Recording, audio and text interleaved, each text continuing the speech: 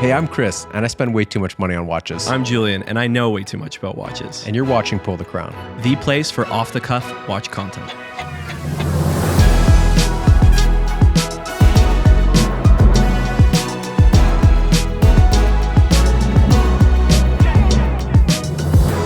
So what do we have planned for today? Well, I'm thinking today we're going to do the news, watches and wonders. What are we covering first? Rolex? What do you think? Of course. I'm guessing you want to start with the land dweller. Oh yeah, that's for sure what we're starting with. Initial thoughts, initial opinions. Okay, my initial thoughts. I've had time to marinate with this one, okay?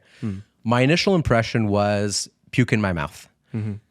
And the more that I got to process it, the less I hate it. There's still aspects of it, though, that I really am mortified by.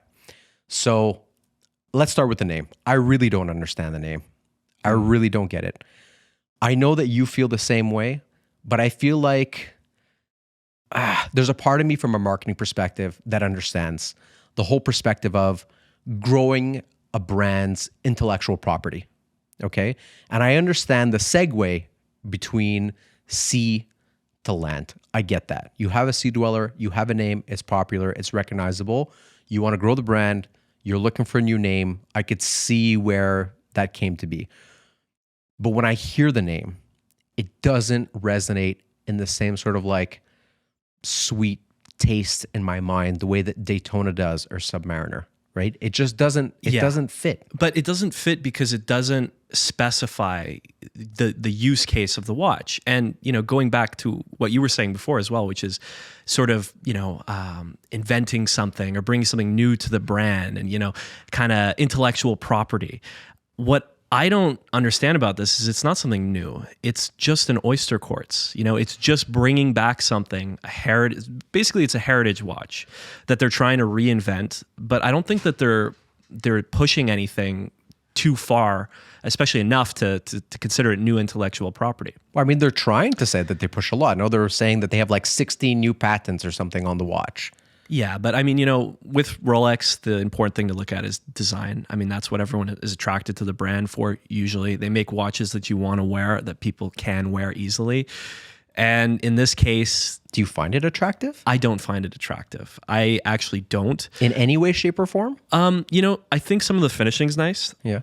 The sapphire case back, I think that's something that Rolex, especially now that they're really trying to zone in on improving the finishing overall and across different models. I think it's nice to have a new model which is going to be showing that. Besides, you know, I mean, to date, it's basically platinum Daytona, 1908s, and now this. But again, I just think that, and I've told you this before, that I felt it shouldn't have been a land dweller. Okay. Besides the fact that it's like, what does that mean? What does a land dweller even mean? You know, Submariner, sea dweller, as you touched on. These things make sense. Did I tell you what I read on the website? No. So I'm going to paraphrase this, and I hope I don't butcher it, but it was something to the effect of like, this is a watch for those who are building tomorrow's world today. What does that even mean? It means it's for architects. That's exactly what it means for. So it should have been the Arca dweller, you know, or something, right? You know? No, but it doesn't make sense. It's what I feel should have been done as, you know, someone who's on the board of Rolex, of course, and speaks to how they do their marketing and how they should, you know, function as a brand, obviously. I think that it should have been a Datejust. It should have been a configuration, just as the oyster quartz was back in the day. And I think that's a better way of almost respecting that heritage. I mean, frankly, if we like look at the website now, it should pretty much be like reinventing a classic, the oyster quartz. That should be the first thing that you get to read, because that's what they did, right? They added certain upgrades. Obviously, it's not a quartz watch. Obviously, there's a lot different there, but it is a new integrated style bracelet watch for Rolex, a new, you know, stainless steel sports watch, for the most part. I feel like from that perspective, I disagree. Like, I'm not a fan of the name. Yeah. That we're in alignment. But yeah, I feel like it would be a missed opportunity if it just fell under the oyster line. It wouldn't feel as prestigious. It wouldn't be a chance for them to grow a new name in their catalog, which is always a valuable idea.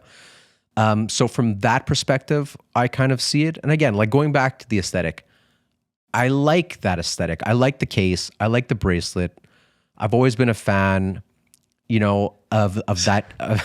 I'm gonna ruin the bracelet fine, for you ruin it. Go ahead. in 1 second. Yeah. And I saw this online, so this is not something I realized, but the bracelet is essentially what a standard Jubilee looks like from the alternate side. If you turn a standard Jubilee over, it looks exactly like the Land Dweller I'm bracelet. so happy I don't like this watch, because if not, you would have just ruined it for me. You really would have. But the watch doesn't need ruining for me, because the whole thing is completely let down by the dial. I don't understand the honeycombs. I don't understand the honeycomb at the as like a counterweight to the second hand. Yeah. I don't get that either. It just doesn't work. It doesn't work. When I see that, for me, I see the kind of hexagonal pattern that you see in the inside of Lamborghinis. Right. Okay. That's what I see. When I see that, that's what I think of, but not even in a good way. In almost like I know my demographic way, and it's going to be people who drive Lamborghinis, so I'm going to give them something to tie to their car way. Like that's the way I see it. And I don't know. I like nice dials, and that just isn't one. But to be fair, I don't see the person driving a Lamborghini wearing this watch either, right? I just don't understand its use case. Because it's okay. We could probably agree. I could see that. Well, but we could probably agree this is I'm dress your prepared watch. to nickname this thing the Lamborghini. I'm prepared to do that. I would sign a petition right now to change it to that, because it's just a better name in general. But look, this is a dress your watch. I think we could both agree on that. Yes. The Datejust is meant to be, and Day Date are meant to be the more formal Rolex. Well, now 1908, I suppose. But these are watches that are meant to be more on the formal side, as opposed to GMT or stuff. That's not to say that you can't, let's say you're Panda, you can't wear that with a suit and tie. But this is a watch which is more geared to that. And again, that goes back to the name, the use case. So we already have Datejust, we already have 1908, we already have dressier Rolexes. So what? In the end, going back to, a Lamborghini driver. When I think of Lamborghini driver, I think of somebody that's exorbitant, that wants to show off, kind of in a sense, but also, not to cast judgment, obviously. You're going to get me on that one. But I think of somebody wearing something a bit flashier, Richard Mille, something in precious metal, something blinged out, something factory setting. That's the way that I see it. I think the operant word of what you just described is the show off part of it. Right. I feel like this is just a very flashy watch. It's for somebody who wants something shiny and new and different. Yeah. I agree with that. Yeah. Actually, that brings up a question. So there's a lot of celebrities that have been caught now wearing this watch. Yeah. Do you think those are endorsement deals, or do you think they just had early access to buy the watch? So I think what you're referring to primarily is probably Roger Federer, who a few days before Watches and Wonders was actually caught with this watch on wrist in a photograph. And this is not really caught. I mean, he made a public post on Instagram, and the first thing any watch collector did who follows Roger just went in there and said, hey, this looks like that proposed Land Dweller. Yeah. And what do I think about that? I do think that was purposeful. I mean, he's obviously very closely affiliated with Rolex, has been for a while. I think the brand knew what they were doing, okayed the post, wanted him to be seen wearing it, on different occasions. It's a good way to build hype, for sure. It's a great way to build hype. So would you say that celebrities that are caught wearing the watch are an extension of that? Yes, Okay. Absolutely. I'd say that, again, I don't see this being a very popular watch, in my opinion. I don't see someone like me getting a lot of calls for this watch. I don't see a lot of clients being on a long-term wait list, paying over list for a while. Now, that's not to say people aren't going to pay over list. Any new releases, they're going to go way over list, especially in the beginning, because they're just unobtainium. But I don't see this as a long-term market play where it's going to sell high above retail, personally. I think it is. You think it is? I think it is. I feel like it's one of those things where I don't get the appeal and you don't get the appeal, but I feel like the watch culture at large sees the appeal in this. Yeah. I mean, there are a lot of watch reviewers that are really speaking highly about this. Now, that could be a play because they have ADs and whatever, and they have a vetted interest because they're going to sell it. And yes, exactly. But I still feel like on an instinctual level, overall, we have the see-through case back with the angles, the polishing, everything. it comes together nice enough that I can picture it being a very desirable model, even with its stupid fucking name and stupid dial. I could see it. I could see that. You know, I'm not saying it can't happen. I'm just saying I personally don't think. I think there's a higher chance that it doesn't happen. It's just not different enough. It's interesting, but you know, another thing too is I don't know how this watch is going to feel in person. I don't know how it's going to wear. Oyster quartzes that I've sold in the past or that I've had in the past, I never liked the way the case shaped on my wrist. I don't know if this is going to be improved at all. I don't know how it's going to feel, frankly. In photos, at least, it does look good on the wrist. It does. In photos. It does, from what I've seen from reviewers at Watches and Wonders, of course. But, you know, yeah, it just, again, it's kind of a hit and miss here. I mean, it's cool to have a natural escapement, you know, new technology. That's very cool. New old technology from the 1800s. Let's end on this. What do you think of the price? I think it was going for like just under 20,000 stainless steel.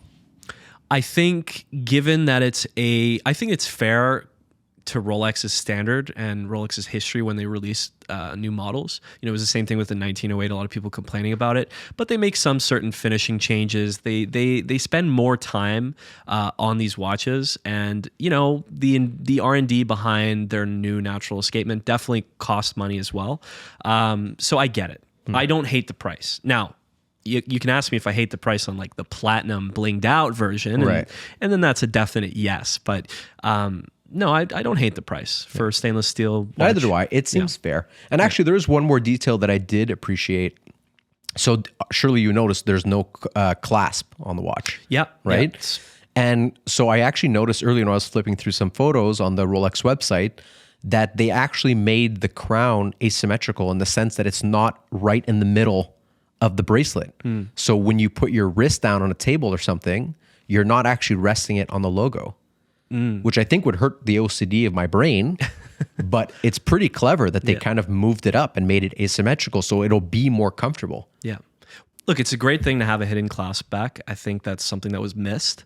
That's a point where it's like, hey, Rolex at least listened to fans there. It's rare that Rolex actually listens to fans directly, but that's something that people did miss out of the 36 millimeter Datejust, the previous generation, the 116s, where they had that hidden clasp. It's a nice feature. It looks spring loaded, which is very interesting, very cool as well. That's something new for Rolex. So we'll see. We'll see, man. So what was your favorite Rolex release then of the year? If it wasn't this one. Without a doubt, the new 1908 on bracelet. Yeah, me too. The Sedamo bracelet. Me too. And I really don't even like gold watches, but I love that freaking watch. It's really beautiful. It's very beautiful. And honestly, as far as Rolex is concerned, this bracelet, knock out of the park. Yeah. I mean, they haven't done something like this for a really long time. I mean, it's unique. Cellini's and inventing new like Cellini's in the 90s and early 2000s and releasing different stuff like that, where they actually said, hey, let's play we'll really try to pay some real tribute to the brand of old. But this bracelet is just phenomenal. I mean, 7-link design. It's just ergonomic. I can't wait to see this in person. The high polished center links and the fact that there are 4 of them, or 3 of them, I should say. Man, it is a very nice watch. It's killer. It's a killer watch. And again, there's your sapphire case back. Yeah. Famous in the 1908. I like it enough that I wish I wore suits more often just so I'd have a reason to wear that watch. I could see because I feel like that would be a difficult watch to pull off with jeans and t-shirt. I don't know. I think summer in Italy, wearing some khakis and a button down, you could probably pull this off. You know? Okay, fair enough. Super European kind of loaf style. Okay, I could see that on a yacht. The question for you is, what do you think? White or black dial? Which is better? Because they didn't advertise the black dial so much, but it does come in black dial as well. Can I see that, guys? If we go to configure, variations. Just click the. Oof. Yeah. It's actually a hard call, right? Oh, that's hard. I'm just going to go with instinct. White. I'm going to go black on this one. I like the contrast. It's fun to see that contrast. I think the dial, the bracelet's the star of the show. For sure, right? You're right. So I actually, it depends the context.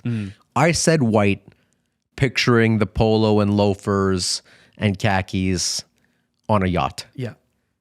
With a tux or a nicely tailored suit, I would go black. Right. So fair. Okay. Yeah. Finally, some points of true agreement there. Oh man, yeah. What do you think about the bezel? That's this is just 1908s in general. Rolex finally releasing something going away from fluted or smooth. That was something that's pretty interesting. It is pretty cool, actually. So I am a big fan of fluted bezels. I really am. It's one of the elements that I really like. Yeah. Actually, about the land dweller, and I think they did something about that. Eh? They changed the proportions or the number of them, definitely. whatever. Yeah. But yeah, no, it's interesting in the great way. I like it. It's very original. I love to see a milled bezel. It's sort of milled, machined. Again, that's a tribute. It's a tribute watch. It's a heritage. It's a new. This goes back. You can kind of play.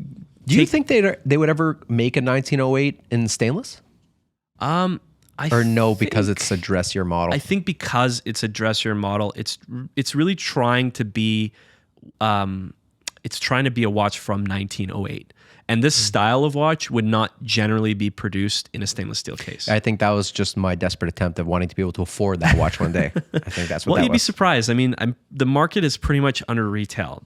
Obviously, for this new bracelet, new releases, but still under retail of a $50,000 watch.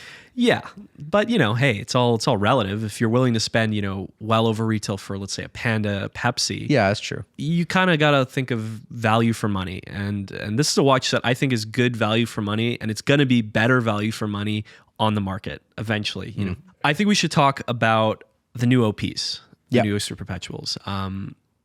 Initial thoughts. I like them. You like them? Yep, I like the colors. You like them? Yeah. No, they did a good job. I feel like they have been having like a lot of success lately in choosing the right colors. And I think all of these different tones work very well. I'm going to disagree with you here and just say this is yet another lazy nothing of a release by Rolex. And in discontinuing, OP dials, they know exactly what they're doing. They're just going to make a new wave of OPs impossible to get. It's the cheapest watch that you can purchase at Rolex. Yeah, but and now it's going to be the most desirable. You're saying that as a consumer. Think of it as a brand. If you're a brand, that's the move, right? The move is discontinue colors, make them infinitely popular, infinitely desirable, and release new ones that all of a sudden people want just as much as the last colors. Oh yeah, as a brand, I'd say this is just genius business, but it's going to be at the expense. And then even from a purely aesthetic perspective, they did a good choice. They're really nice colors. I'll tell you what, they're nice colors, but it's doing the same thing they've done for the last 3 years now when they first started releasing those new pastel colors, the coral reds, the yellows, the greens, and all these bright sort of, their new take on the 80s era of OPs and datechas. But it's just lazy. It's lazy. I would agree with you, except there's one of them that I'm madly in love with. The cream dial. Yeah. The cream dial's that one right there. Yeah. It's nice. It's nice. I have never wanted a watch with a cream dial before this one. Yeah, no. Really? I don't like them, but I like that a lot. A lot. Again, I'm not saying it's not nice, but it's very transparent that Rolex is trying to release watches that they know are just going to sell for a big premium. And they're doing it on the line that should be the cheapest. And in the end, the person that's going to get shafted is the person that's wanting to get into Rolex. Yeah. And they need to start with an OP because it's an under 10K watch still. For sure. But now that's an impossibility. Consumers always get shafted though. By Rolex. By Rolex, yeah. Yeah. Even as a Rolex fan, I'll be the first one to admit that I've been shafted several times and I continue to be shafted and I will always be shafted by the brand. It's the thing that I admire the least about Rolex. Yeah. I mean, but that's kind of the brand decision that's been made since the hype market really started on Daytonas and then, basically moved on to other pieces. But speaking of Daytonas, we have another new release, Daytona. What do you think? Dial? The Tiffany on yellow gold. I love Tiffany dials, but I didn't like the watch. I don't like the color on the gold. Yeah. It looks off. Yeah. It looks aftermarket. That's what it looks like. It looks aftermarket. You know what? You nailed it. It does look like somebody did this as a total mod because, traditionally blue, yellow, especially this shade of blue, it's not traditionally seen. I mean, I don't think it works. So you know what it is? It's like an overly hype watch. It's like, what are all of the most hype things that we can do to a watch? Let's do them. Yeah. Definitely. Super sporty, rubber strap, oyster flex, obviously. And again, this is just a new a new dial on a pre-existing model like any other year, and it's a color that they know is just going to be sold for big money. Yeah, they know it's going to be popular. It's going to be a popular watch. You know what they're playing on. They're playing on that same hype of the 5711 rather, Tiffany's that made all the rage, $6 million auction. I like the dials. I mean, listen, the Oyster Perpetual with the Tiffany blue dial is a watch I've always really liked. Is that a watch that you want to spend $40,000 on? Never. I mean, I would find it would be a difficult and questionable decision to buy it at retail. Right. Because it's the kind of watch that I feel like it would be difficult to pair with my outfit, right? So it's That's fair. I would like the watch on my wrist or separate from my attire, but when you start wearing it with things, all of a sudden it is going to be hard to pair and match. Yeah. So I feel like from that perspective alone, it would be hard for me to justify the purchase, but at its actual like market rate, it's ridiculous. Yeah, and again, this is just more of the same. I have the same critique as I did with the OPs that you heard already. But hey, what about the new John Mayer type release? What do we think about that? What exactly makes it a new John Mayer? It looks exactly like the old John Mayer. Did they change anything at all? Yeah, the subdials. So subdials. Oh, I didn't even notice. The subdials are now champagne.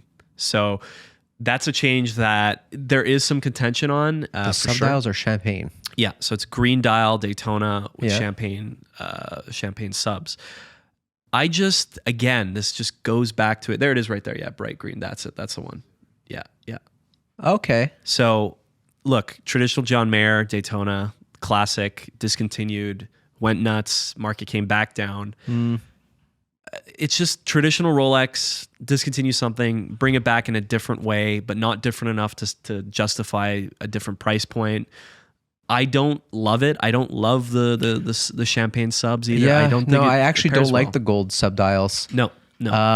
There was actually like a subtlety to the previous John Mayer's subdials that looked really elegant. And that pop of red was nice, right? The pop of red, the little pinstripe of red was nice. Yeah, so not for me. Not. I mean, it's not horrible, but yeah, I if I had a choice, I'd probably take the previous model. Yeah, I think we're in agreement there. Finally, another agreement, a rare agreement. Okay. Well, we may as well just go through the list of different Rolex releases then. I guess next up we've got the Sprite white gold. A lot of rumors before this one. Everyone thought the Sprite was going away. Yeah. I mean, I don't know. Is it still a lefty watch? Yeah, it is. It is still a lefty watch. So it's a lefty watch just in white gold. In white gold with a green dial. So it's for richer left-handed people. Pretty much. It's. I'll give it to them. That's cool. I think again, Rolex is just chasing that craze of the Hulk. You know, that green. But there's green not dial even an watch. aesthetic difference between this and the stainless steel. No. So people won't even know that you're baller. Well, and have the white gold version. But it's very similar to like white gold Pepsis. White gold Pepsis come in either meteorite dial or blue dial, right? So you wouldn't know the difference unless you looked subtly, let's say between the blue at least. You wouldn't know it's white gold unless you looked. There is something about having a stealth wealth GMT that's nice. Yeah. For me, again, there was a lot of rumors swelling. There was a lot of, are they going to discontinue the Sprite? What they ended up doing was just making it white gold with a matte dial, a matte green dial. I don't know. It's okay. Well, I'll tell you what this is going to do. This is going to make everyone who currently has a Sprite, a lefty Sprite, very happy because their markets are going to jump for sure. Well, I think it would have made them happier if they discontinued it. That's for sure. Oh, they didn't discontinue the stainless? No. The stainless is still in production. Okay, they just offer now. Okay. Yeah. Okay. So this is just an option. So in fact, the market's probably going to drop on stainless. We'll see. You never know what the market. I got excited then for that for a second. I was like, you want a Sprite? Guys. You want a Sprite? Do you? You know? But no, not an exciting release. Again, the highlight from Rolex this year was that new 1908, the bracelet specifically, and I mean, obviously the Land Dweller is just fun to hate on. But okay, so I mean, along the same lines, it's been a green year for Rolex. We've got a green sky, a new green sky configuration. Which I did like the green sky. Yeah, and this is more like, this is traditional John Mayer / John Mayer dial. There you go. Right? You're back to the class green dial on yellow gold. It's nice. It's all right. Again, it's okay. It's fun. It's fun that they're releasing these models now pretty much always on Jubilee and Oyster. Having the solid gold Jubilee on a sky is really nice. It's a cool touch. I'm happy they did that last year. Yeah. But It's how it should have been. How different is it? From what is already out there. I mean, listen, I don't really ever expect Rolex to be different, to be honest. Like I don't really look for big, bold moves from the brand. I look for refinement and perfection of the existing catalog. Yeah. I guess then the criticism could come in, well, is this refinement? Is this... Yeah, I consider that refinement. You think that's refinement? Well, I mean, it's refinement in the sense that it's a nice combination. I'd Right? have to see it in person. I don't know. I think there's something a bit bold about this model on Jubilee. It's very flashy. The green is very, very bright. It jumps out at you. I think if you're buying a yellow gold watch, though, like you're obviously not averse to having a flashy like timepiece, well, right? you'd be surprised though, because on Oyster Flex, keep in mind that really draws it down. It makes it look. It kind of, I'll say, cheapens it, but not really. It just pulls attention. I'm not a fan of from Oyster it. Flex. Really? Yeah, I don't know. Really? Yeah, I mean, What is it about the Oyster Flex you don't like? I just don't like the aesthetic. I don't like the aesthetic. Maybe if I Really? tried it on, I'd like the comfort, but I honestly really like the fit and finish of a stainless steel like bracelet. Especially Rolex bracelets are so well made. Problem So I don't know with the Sky though is it's going to be really heavy and big too, 42 mil. I kind of like a heavy watch too. That's Really? why, I don't know. Okay, It's so you not my want to thing. feel the value of it. You want to feel. I like the value from it. heft. Yeah, I like the feeling of the heft. It Okay. feels special. Okay, fair enough. Well, okay, so 2 other releases. Yeah. Basically just one, but in 2 different forms. The new GMTs. Yeah, Tiger dial. Iron. Yeah, Tiger Iron dials. I mean, again, it's a cool design. It's a new design. It's flash for the sake of flash. Yeah, and there that's it is, yeah. that's coming from someone who loves the meteorite dials. Right. I think that might just be like the space geek in me. And I like that they're doing something different. I like unique dials. I just, I don't know. It just doesn't look appealing to me.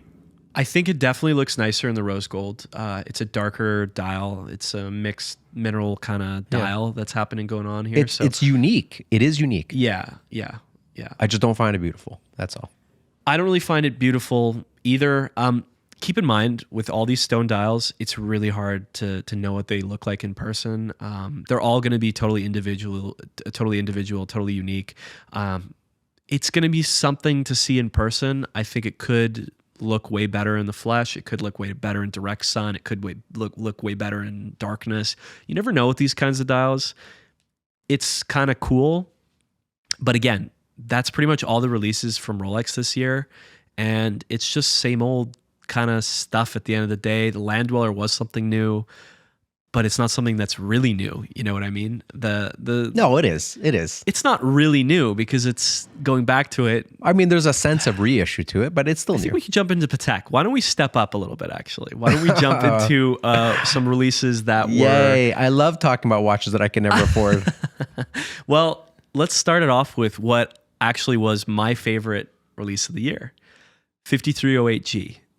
New complications piece. It does have some hype for you, Chris. So don't worry, if you recognize that dial, beautiful ice blue dial going on, does that, remind you of anything? Yeah, I get it. Platona. Well, there you go. So look, this is as far into the hype as I traditionally will go. But what they've done here is something that is compact, loaded with complications, and gorgeous. And it's got something else which I love, which is skeleton lugs off the 5205G annual calendars from Patek. Having skeleton lugs on a grand comp rather, is awesome. It's just an awesome touch. I do like that. I mean, complications wise, we've got pretty much anything that you want. You got a split second chrono, you've got a minute repeater, and you've got an instantaneous perpetual calendar. The only thing they're missing is a tourbillon, but I feel like the dial there's enough going on. We don't need anything out of it. It's just perfection. I mean, again, 42 millimeters. It's not ridiculously thick. If we go to the tech specs, I was just about to say it looks pretty thick. it's not ridiculously thick for what's in there, man. For what's in there, it's not too crazy. I mean, it's just, and again, keep in mind, this is not a 45 millimeter piece. It's not a 50 millimeter, just squeeze it in, squeeze baby squeeze. This is something that took a long time to design. It's thick, but it has purpose for being that thick. Listen, I mean, from a horology perspective, Yeah. it's impressive. Yeah. From a visual perspective, there's elements that I admire, but overall as a package, I don't like it. You're breaking my heart. I know, it's just too busy. Let's go back to Rolex. It's then busy. And just go it's back to the new thick, OP. It's cumbersome. Yeah. I get it. You're looking at it on the perspective The of, movement looks fantastic. That looks great. Yeah. It's super clean. Look. Again, No, look at like the I chimes said, going. listen, from a complications perspective, what a watch. Yeah. Right? And to shove all of that into a case is impressive. But again, it's not unwearable. How many millions is that? Actually, the retail, I'm not quite sure. It's definitely going to be up there. It's probably going to be Like one house, two houses. at least one house, let's say, pretty decent sized suburban house. Probably 500-600 grand. Jesus. Yeah. But it's a lot. But I mean, the just the technology behind it, the amount of R&D that was spent, the overall design, the fact that it's got all this going for it, but it's not ridiculously thick. I mean, that's not crazy. Look, man. Okay, this Is your business going way better than I realized? listen, can we pull up actually the thickness on it? I don't have it in my notes here. It's like 18 mil. 17 mil. Okay, 17 mil. I do have it actually. Or that's the caliber thickness. Yeah. Look, okay. Caliber thickness is 12.28 millimeters. That's not ridiculous. That's really not ridiculous. No, listen, but those are just numbers. If you put that on a wrist. Right. But again, okay. Tudor BO1 Chronos. Okay, so the Tudor Black Bay BO1 movement Chronos. Those are thick watches that are just a chrono. And people love them. Yeah, I know, but I'm not justifying those thicknesses either, right? I find those watches too thick. Too thick. Well, yeah. No. I guess it Listen, comes you're down to right. wearability. Look, from a complications perspective, it's impressive. The fact that they were able to squeeze it down to that size is impressive. Yeah. I'm just saying, in some fantasy world where I could afford it, that would be my criticism, that it's a little thick. Okay, so let's move on to something that you might like even more. I think we have it queued up next. 5328. So this year for Patek was primarily a year about the Calatrava, which is dude, I'm already awesome. sold. That's a fucking beautiful watch. There we go. Yeah, That is a good looking watch. I we go. really like that. The power reserve kind of looks like a speedometer, so I'm already sold there. There you go. I really like the little diamond pattern on the case. Yeah. That right there, that's beautiful. Hobnail guilloche on the actual mid case, which is very, very cool detail, hand done. That is a beautiful watch. I mean, look at the texture on the dial. Yeah, I know, that's nice. The gradients of the blue. It's a deeper, darker blue.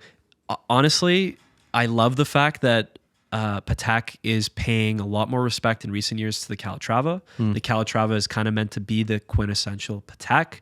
To give you some little bit of history, the seal that you see there, that's the seal of Calatrava, the Knights of Calatrava. That's the insignia for the entirety of Patek Philippe's brand and has been since like the 1920s. So it's great to see that the brand is recognizing that, and they've not just kept that old standard basic kind of, this is our base level, entry level watch kind of throwaway model lineup. They've expanded on it. They've done interesting things. I mean, this is a watch again, 8-day power reserve. I'm still drooling. I really like it. Yeah, super high finished, as all Patek's going to be. And this one, people could actually afford because it's not a house. It's only a car. It's a car and a really bit. nice I car. think it's like 80 grand US retail or 80 grand Swiss francs, something like that. Yeah, 8-day power reserve, instantaneous day and date. I'm pretty sure it's an annual calendar as well, which again, that's, this is just a great addition to a catalog that was overlooked for a really long time. And this was a major I kind of wish standout. that was a little bit more affordable. That's a really nice watch. Hey, you never know. I think it's going to be popular.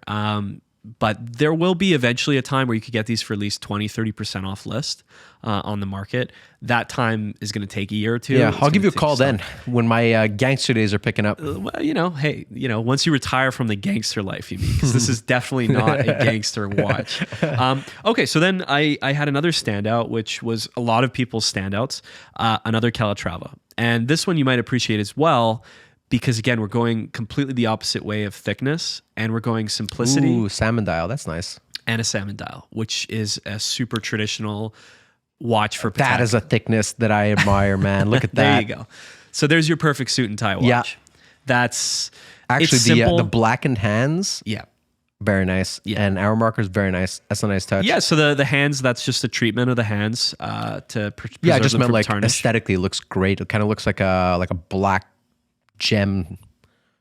Yeah. I mean the finishing on it too, right? Like Love the little dot applied indices as well. Super traditional. This is that little diamond signifies that it's platinum, though. Yeah, exactly. Exactly right. Yeah, good history on you there. It is platinum. Salmon dial. This is going to have pretty low production numbers. A lot of people are talking about it. It's just knock out of the park. I mean, there's nothing complicated going on. No, that's a home run. That's a home run. That's a beautiful watch. And this is a heritage model that they recognize as a heritage model. It's very similar to many calatravas that were released in the 60s, 70s, and 80s. But again, salmon dial, added hand finishing levels, added levels of being platinum, added levels of hue to the salmon dial. Look at the movement. I mean, Manually wound? Manual wound, yeah. This is kind of a lot of manual wound calatravas came out of Patek this year. They had other models, but frankly, these were the real standouts for me. But we can move on to a. I think we should move on to watches that I can actually afford. I down for that. Okay, we can do that. So why don't we talk about your favorite brand's little sister, Tudor? Why don't we talk about Tudor? Yeah. Little brother. Well, they say sister brand usually, right? Yeah, I know. So why don't we get started with the new Black Bay 58?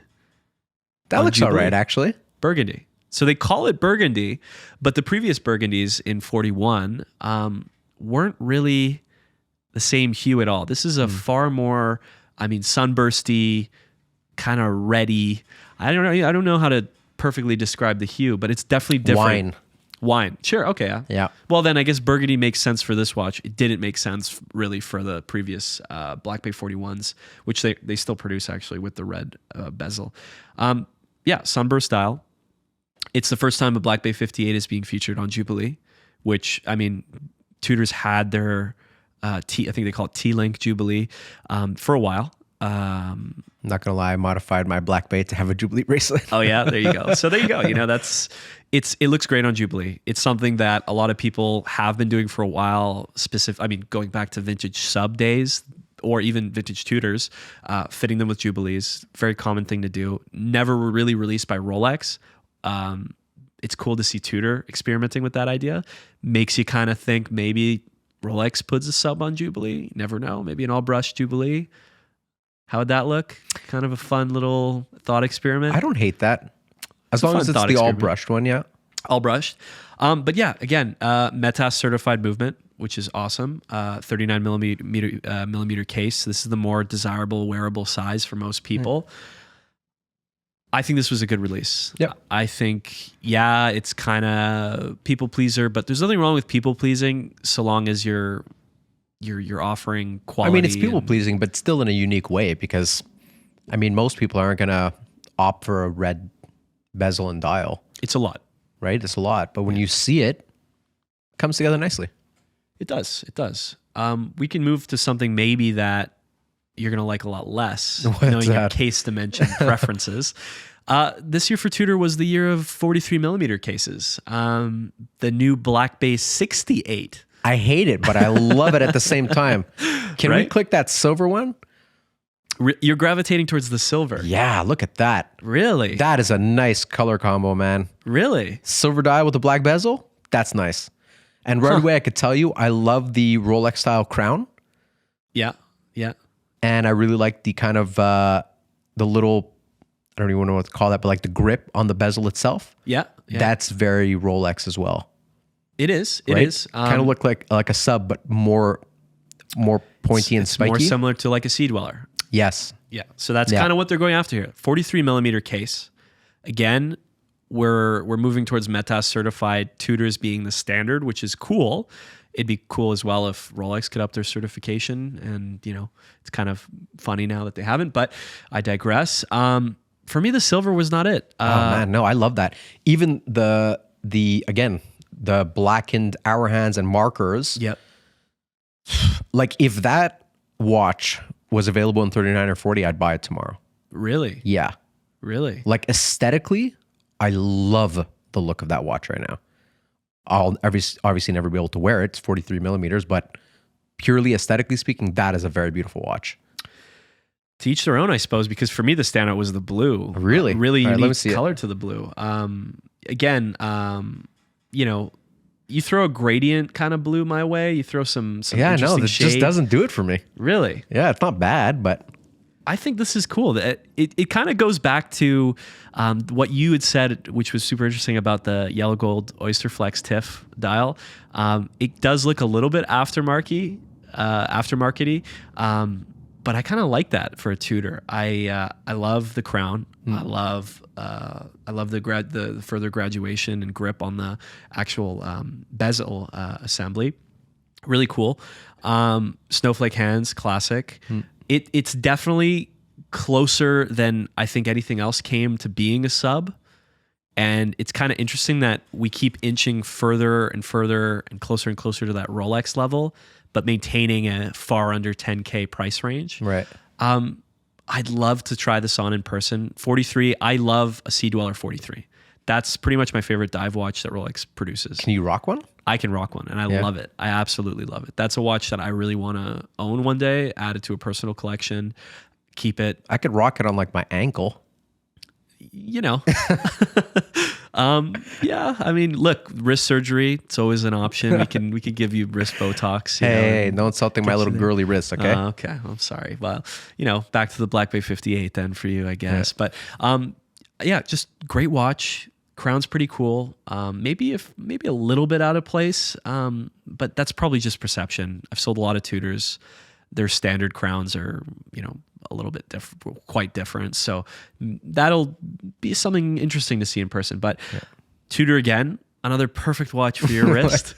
What's all these watches being so large? I don't understand. Yeah, it's an interesting decision from Tudor. The revamping of the pelagos is something that's cool. One thing that you'll notice, this pelagos, it's 43 mil. It's 1,000 meters of water resistance. So this is kind of like Tudor's deep sea. This is their attempt at it. Titanium. I was just going to say, based on that grade, that's titanium. Yeah, so super light. You can almost call it, you know, the Mariana Trench deep sea, but actually wearable for everybody. If you didn't know, that 52 millimeter special edition, very unique. But I mean, yeah, it's something cool. Again, 43 millimeter case, little touch of teal on the dial, which is kind of fun. I love that actually. It's a very, very fun contrast because black on black, whatever you put on that dial is going to stand out. You got the oversized snowflake hands. It's a cool watch. Huge It indices. is cool. That teal, again, very Tiffany. People are going to buy it just for that. It looks from a distance like it's Tiffany stamped. Yeah, it's a cool watch. It's cool. But do you know what's even cooler? What? The new Vacheron release. Oh, really? Oh, yeah. You're going to hate it. Oh my, don't tell me it's another 43 or 44 millimeter watch. Yeah, don't worry about it. We're going to talk about the Celeria Ultra, which was pretty much the news from Watches and Wonders in total. Literally the most complicated wristwatch ever made. And it was released this year by Vacheron. Oh my God, is that busy? Yeah, well, okay, but this is not a watch that you're meant to wear. This is a watch.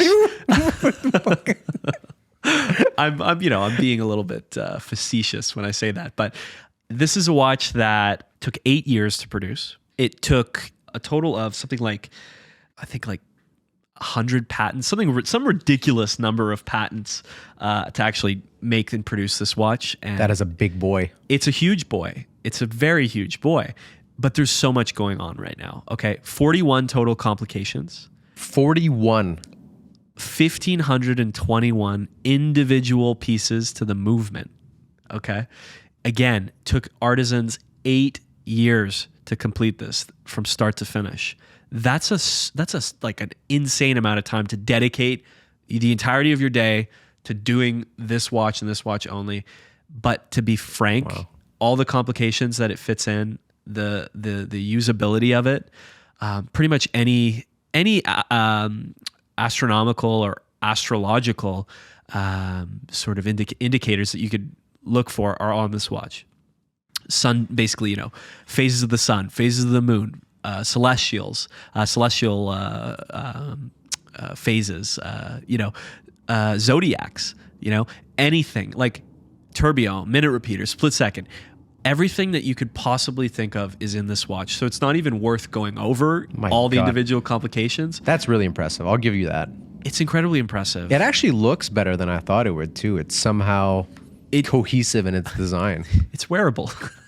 I wouldn't go that far. Again, this is just, everyone's talking about this watch. Don't need to go too deep into it. It's a technological marvel beyond anything else, but it is incredibly impressive. I don't want to ask, but I have to ask. How much is that? Price unknown. Estimate, at least maybe 10 million Swiss francs. I was literally going to say, let's play a game where we guess how much this watch costs and see who's closer. But I don't want to play anymore because I wouldn't have said that high. If I had the money, definitely would go into it. But unfortunately, this is not going to be a watch. How many billionaires do you think are going to watch this podcast? Probably none. So why are we covering this stuff? Because this is like, if you're into watches, if you're into horology, this is the penultimate watch. This is, you can't do better than this. You know what I mean? It is the most complicated wristwatch. So if you're into pure horology, you're into complications, you're into fitting as much into one thing as possible, and an engineering marvel. Yeah. This is it. This is the culmination of like 400 years of development across the industry, starting with freaking sundials, 1,000 years ago, and going to now. This is what humans are capable of. It's just impressive. Totally done mechanically. It's so impressive, and that's why I had to. Yeah. Look, I just had to bring it up. I could admire all of that. Yeah. From like an engineering perspective. Yeah. And it might be an oversimplification, but for me, watches are more akin to jewelry than to a science experiment. I like the complications. I do. I really do. The gearhead in me really, truly does. I admire it. But at the end of the day, the whole thing needs to come together and make a visually appealing package meant to be worn and meant to be put on your wrist. I get that. Right? I get that, but my focus is and look, I think it's a best of both worlds type of situation here, where you need kind of both to make a great watch, and that's been watches that are complicated but are super wearable, well designed. They stand the test of time. People enjoy them. There's a sweet spot. There should definitely be a sweet spot. Yeah, but I would certainly. I guess it depends your priorities. I'll always prioritize the aesthetic of a watch over the complication of a watch, personally. Yeah. Okay. Which is why, for example, I'll always take a sub no date over a sub with a date, purely for aesthetic reasons. Well, I would, but here's the thing though. I don't disagree with you there. I would too. And a no date just looks cleaner. It's ergonomic. It makes sense. It's something that legible. These are all things that also feed back to the use case for a sub being a diving watch. Why do you really need a date on a dive watch? You don't, Yeah. No, I'm just speaking to like, so for example, let's say you told someone who didn't know what that watch was capable of, or what that watch was worth, and you held up that watch and you held up the Calatrava that we were looking at earlier, and you said, which one is more beautiful? Yeah. Right? Yeah. You know what they would answer. I know what they would answer, but I think not that what you would answer. I would not answer that. Yeah. And certainly a lot of people would also say that this is... there's a point when listen, engineering I agree. This is art. worth geeking out over. 100%. That is an incredible achievement from the brand. Incredible. Mechanical artistry is art. Okay. Yeah. Well, just high end, well finished, well complicated ingenuity. That's art. Yep. It's mechanical art. And so holding up, let's say that Calatrava next to it. Yeah, I get that most people would probably say, yeah, that's a prettier watch. But the people who care about horology, 100% of the time are saying that this is beautiful. Of course. But its beauty is, again, subjective. Yeah. And, okay, we could talk about, I think, a brand that had some real stinkers, in my view anyhow, and one release which really stood out, which is Zenith. So we could talk about Zenith now. Sure. So what do you think about blue ceramic? Oh my God. How do you like blue ceramic? The only word that comes to mind looking at that is James May's favorite word. That's gawking. That is gawking to look at. Do you know what comes to mind for me? What? Moonswatch. Moonswatch? Yeah. Yeah. I think That or the Blue Man Group. they should all be wearing. They one of should these, definitely be buying that entire collection. Zenith has pretty much become the El Primero. That's all they are and have been for a while.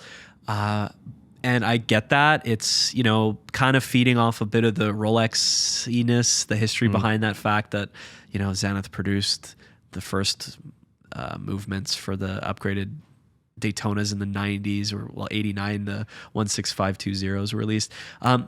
But I feel like they play way too much on the El Primero. It's obviously first high beat integrated chronograph, very cool, from 67, I think it was released originally.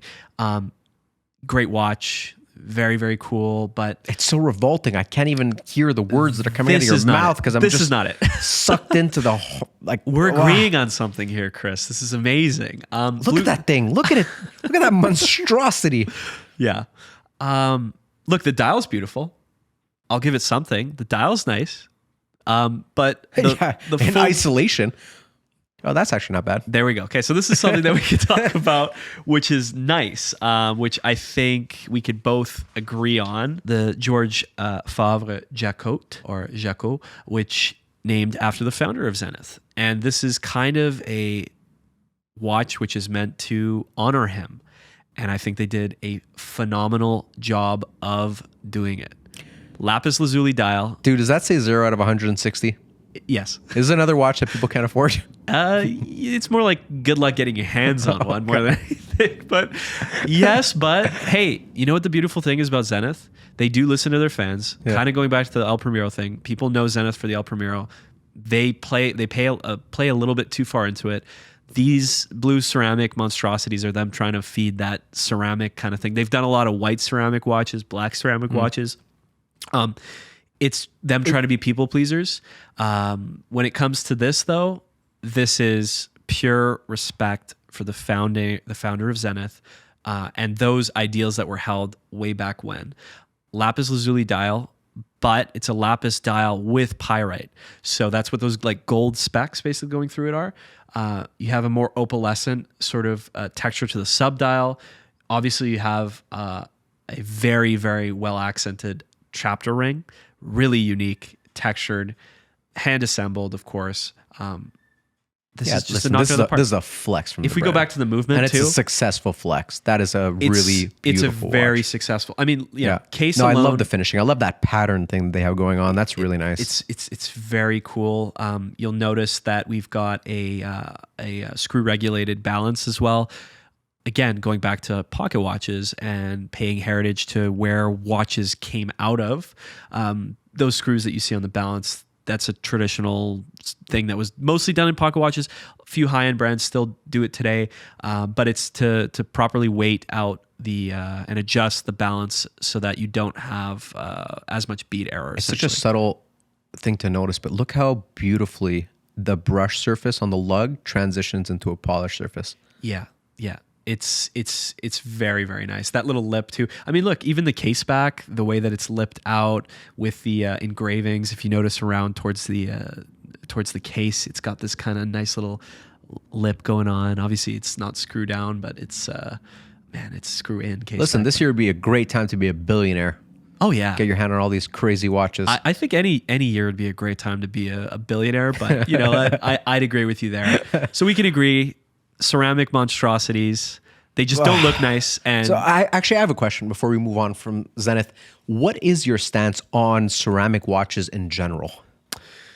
I think that it's a bit of a craze. Obviously, when you say ceramic watches, my head turns to AP. Mm-hmm. They've been doing it for a while.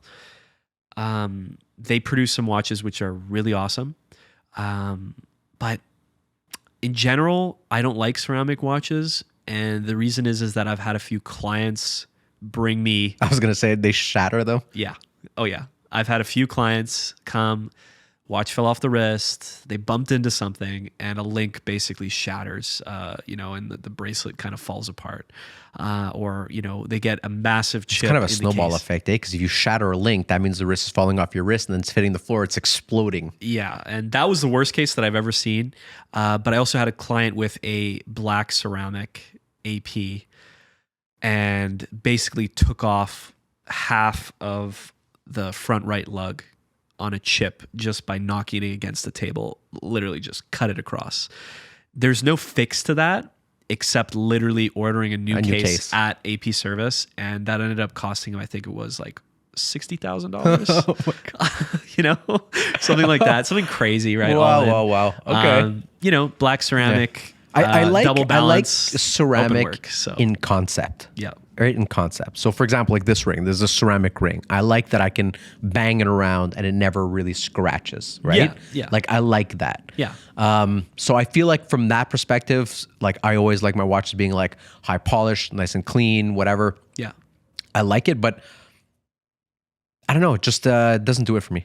A black watch or a white watch it really. It really doesn't for me either.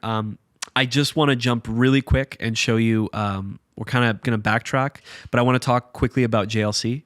Sure. JLC had a really great release, which brings me back to the Settimo, or Settimo, however you want to pronounce it, Rolex, which is a monoface, a heritage monoface that they also released on kind of a meshier style gold bracelet. I thought was awesome for a reverso. Thoughts? Little bit of a sandblasty texture dial. Digging the bracelet, actually. Right? Yeah. Right? That was just a quick little piece of JLC. I feel like I could spend a whole video talking about JLC's releases, the reverses that they released, the stuff that they did. Yeah, I saw that there was a bunch of really unique ones. Honestly, we could talk about it another time. But this, just to tie back to Rolex's, you know, actually, this watch is probably my second favorite release of Watches and Wonders.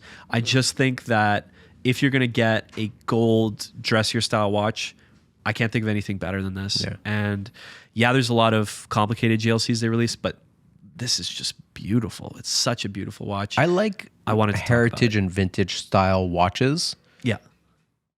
And I like the look Yeah. of the reverso. I do.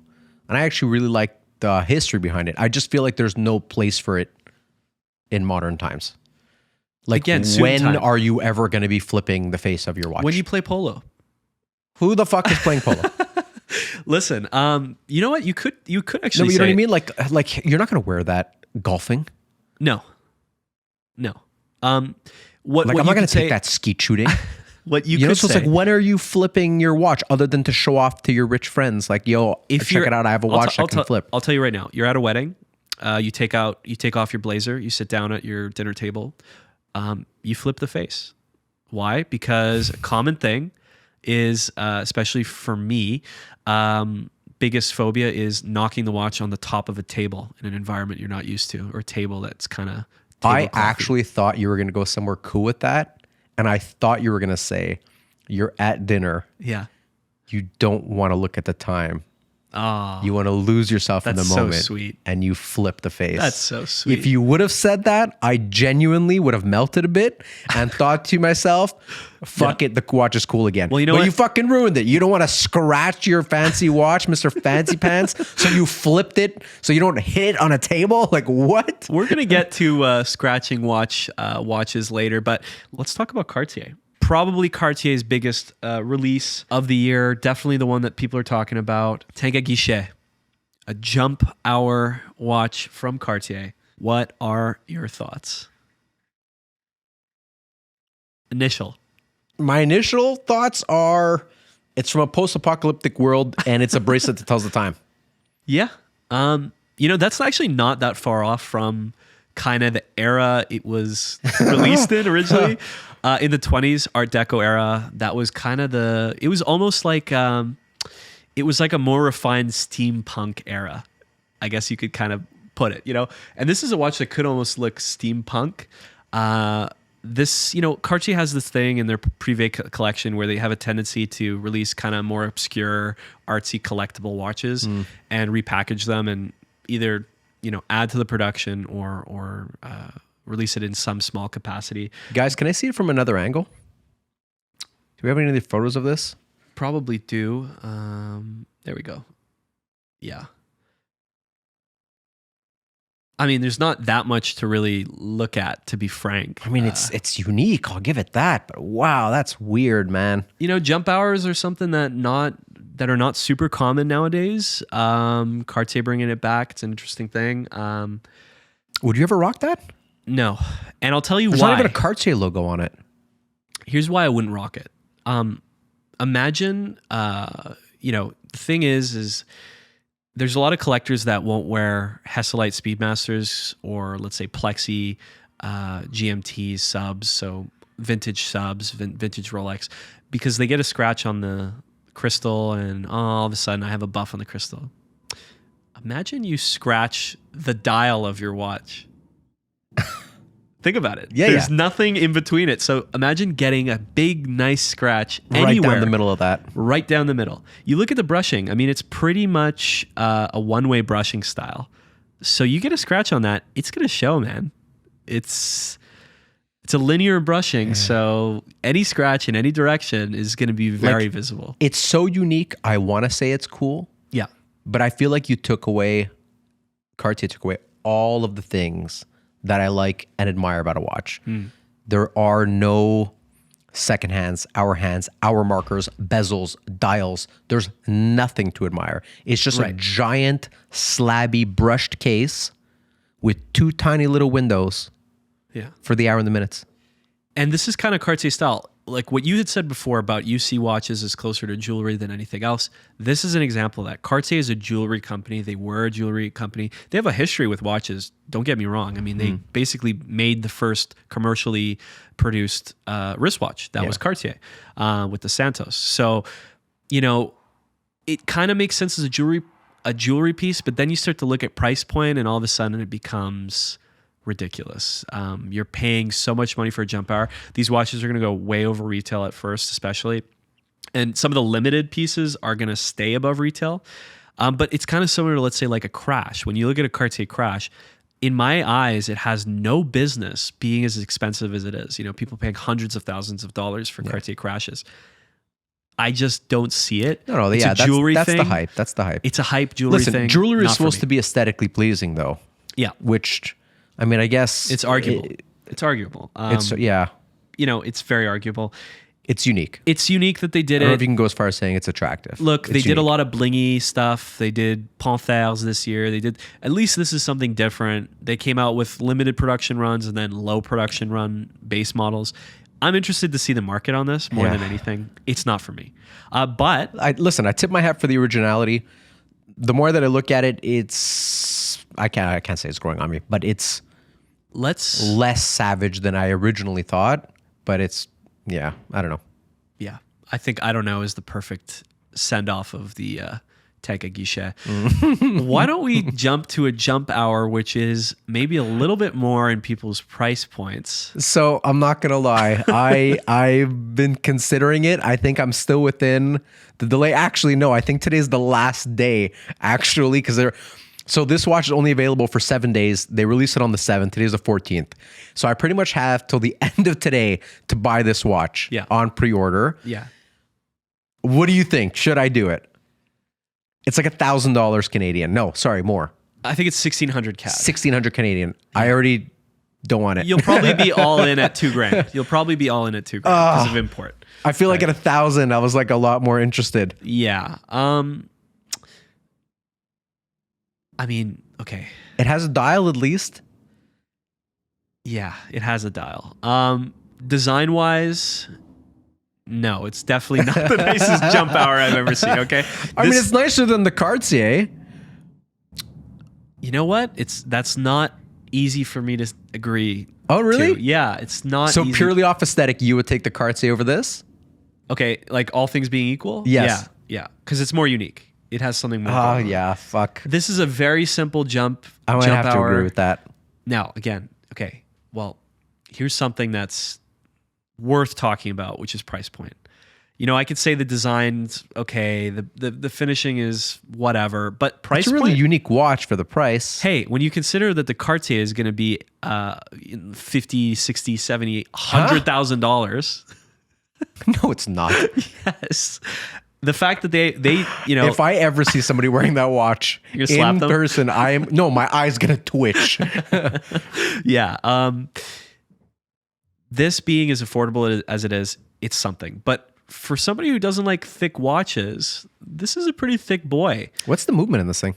Well, it's definitely going to be a Swiss generic. Oh no, it's not Swiss generic. It's a seagull-based movement. So it's Chinese. It's a Chinese movement. Ah, So Mr. Hublot hating generic movement has this Chinese movement in his jump hour. Look, okay. When I saw $1,600 and I thought Swiss movement, like how the heck did they manage to, let's say, put an ETA or Salida and modify it with a jump hour? It's impressive. well, hold on. Wait, I glossed over something you just said. How thick is it? Let's check the product sheet. I think we'll have to, because I'm not sure offhand, but it is a thicker watch. You can see it. You can see it on. Look, there's the side profile. Yeah. Yeah. Oof. Yeah. That's a slabby side. Okay. Again, let's see. Wait, what? 9.7. Okay, that's not bad. That's at all. it? It looks so much thicker. Dude, it looks twice as thick as that. And it's 34, but I think it said what was it? 45 was that? What does it say? Lug to lug? Okay, lug to lug of 45. 45. That's not crazy. Well, for me, it is. Well, it's not horrible. Let's just put it that way. Yeah. Okay. Rubber strap on this watch. I don't know about it. Jump hours are traditionally dressier. It has all the hallmarks of being, let's say, a bit more of a dressy piece. It's a very simple, basic dial. It doesn't really have any sports utility. A jump hour just doesn't in general. Strong chafers running through the watch. Pretty simple brushing techniques. There is definitely a sportiness to it, but I don't know that rubber was the right way, and especially going with that. No, I think that was a butterfly pretty smart deployment. choice, actually. You think so? Yeah, because he made something very unique and he made it his own. So he took something very traditionally dressy and made it more casual. I thought he wasn't an investor. He just really liked the brand. He what? Wasn't that the? Wasn't it always like, no, top 10 today is going to be on my best watches under $1,000, and it's always Maine or Man. But no, I don't have any vested interest in it. And then this comes up. Listen, man. Speculation. We would do it too. Oh, right? 100%. Like right now, we're going to have 3 views. But one day, if we had the views and we could, we would definitely make our own watch. 100%. No. And I feel like he did a good job of making something very original. So kudos to that. Well, okay. Original. It's definitely not original. Well, okay. I mean, okay. There's a lot of, this is within like, reason. Within reason. Even He within took a reason. very unique movement, made it now widely available. Yes, that he did at do. a reasonable price. That he did do, yes. He gave it its own aesthetic. Yeah. It might look a bit like a Cyclops, but it has its own aesthetic. Yeah. The rubber bracelet is actually pretty good looking. I like the lines. That's a nice touch. The watch seems within decent proportions. So all in all, pretty successful, I guess. Even looking at it now, again, I'm noticing that they went the way of like Patek and Aquanauts in terms of the rubber. So you actually have to cut the strap to size, which is a shame. In fact, the entirety of the locking mechanism looks like an Aquanaut. Look, heritage watches in general, I guess heritage, this isn't really a heritage. It's more of a homage because they obviously are a newish brand, and basically all of Man's watches are homages. You can have a debate about a homage watch if you do something unique or different, or make it widely available. I will say it is commendable that the price is this low, but again, you do have to realize that you're getting a Chinese movement out of it, and how you feel about that depends. Look, Seagull movements, like you can pick up for like $200 for finished Seagull watches, chronos that have decent finishing, in terms of price point, at least, sapphire case backs and things like that. But hey, it's just not for me. It's really, I kind of want to rock it, man. I kind of want to rock it. I think, you know what this is? This is like a better moon swatch for me. Really? It's a novelty. I am a big Nico fan. Oh, I am too. I'm too. Don't get me wrong. I would be remiss if I didn't have Nico's first watch in my watch box. I don't know if I'll ever wear it, but I feel like it's interesting enough, and I feel like it's meant to be. Today is the last day that we can order it. I feel like I should order it. You may as well. May as well. We can review it in the future. I think I should do it. Yeah. Well, on that disagreement, I mean, do we want to close this thing out? End it on a high note or a low note, depending on It's a low note. All right. Well, on that disagreement, thanks Yeah. for watching, guys, and we'll catch you on the next one. Peace.